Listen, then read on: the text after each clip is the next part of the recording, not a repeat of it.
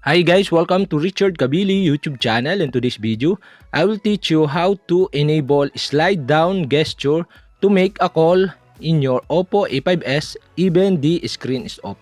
And okay guys, but before we start, kindly subscribe to my YouTube channel by pressing the subscribe button and the bell to notify you if I have new videos. Okay guys, let's start.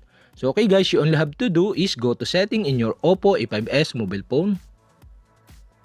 And okay guys, here in settings, okay, scroll down and find the smart and convenient. Okay, click this.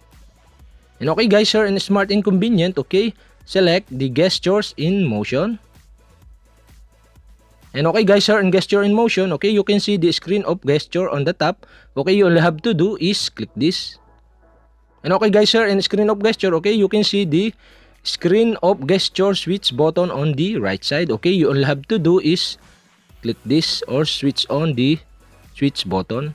And okay guys, now you can see below the more screen of gestures. And okay, you all have to do is click the screen of gesture.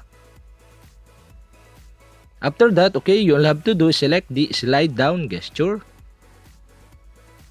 And okay guys, here in slide down gesture, okay, you can see the call. Okay, you'll have to do is click the call. And okay guys, after that, okay, select the contact to your mobile phone. And okay guys, so in this tutorial, I select one of my contact. And okay guys, so I choose one of my contact. And okay guys, automatically save the contact to your slide down gesture. And okay guys, we have successfully enabled the slide down gesture to make a call in your Oppo A5s mobile phone. And okay guys, we can try it. And okay guys, now we have to draw the slide down. And okay guys, after that, okay, you can see below the pop-up window. And okay, you'll have to do is select the SIM you want to call to your contact. And okay guys, I choose SIM 1.